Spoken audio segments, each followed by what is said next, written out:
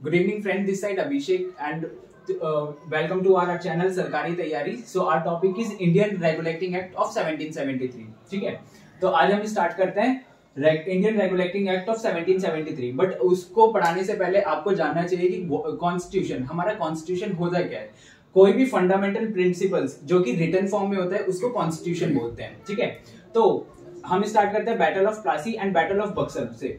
जैसा कि आपको पता है, बैटल ऑफ प्लासी जो कि 1757 में और बैटल ऑफ बक्सर 1764 में हुआ था. उसके बाद ब्रिटिश गवर्नमेंट ने स्टार्ट कर दिया था शिकंजा कसना इंडिया के ऊपर. ठीक है, तो उसको बेटर तरीके से एम्पावर करने के लिए ये एक्ट्स बनाए गए थे, जिसमें से पहला एक्ट था रेगुलेटिंग एक्ट ऑफ 1773. ठीक है, तो इस एक्ट के तहत हमारे इंडियन में बहुत ज्यादा चेंजेस आ गए इंडियन हिस्ट्री में. ठीक है, तो जो पहला चेंज ये था कि the governor of Bengal was nominated as the governor general. Warren Hasting was the first such governor general. जो हमारे गवर्नर थे उनको नॉमिनेट कर दिया गया था गवर्नर जनरल के लिए, जो कि थे वॉरेन हेस्टिंग.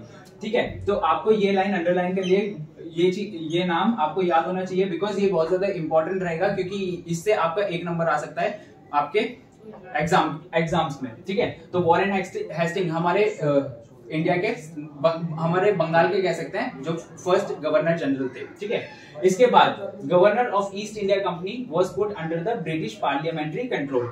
तो हमारी जो ईस्ट इंडिया कंपनी थी पहले वो बहुत ज्यादा इंडिपेंडेंट थी, वो किसी के साथ भी बिजनेस कर सकती थी और पूरी तरह से थी. ठीक है, but after this act east India company जो थी वो ब्रिटिश पार्लियामेंट के कंट्रोल में आ चुकी थी. अब उनको कोई भी डिसीजन लेने से पहले ब्रिटिश पार्लियामेंट से उनको अपना डिसीजन अप्रूवल करवाना था. ठीक है, इसके बाद आता है central administration also starting during this period. अब सेंट्रल एडमिनिस्ट्रेशन करने से पहले हमें ये जानना है कि एडमिनिस्ट्रेशन होता क्या है.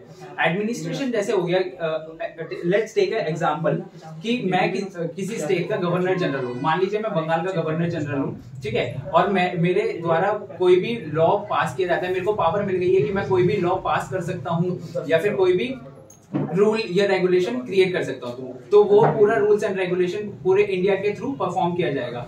तो इस चीज को एडमिनिस्ट्रेशन बोलते हैं. तो सेंट्रल एडमिनिस्ट्रेशन भी इस पार्ट में आ चुका था हमारा. ठीक है, स्टार्ट कर दिया गया था. इसके अलावा हमारे पास 3 प्रेसिडेंसीज होती थी. ठीक है, जो कि डिफरेंट होती थी, जो कि थी कैलकाता, बॉम्बे एंड मद्रास.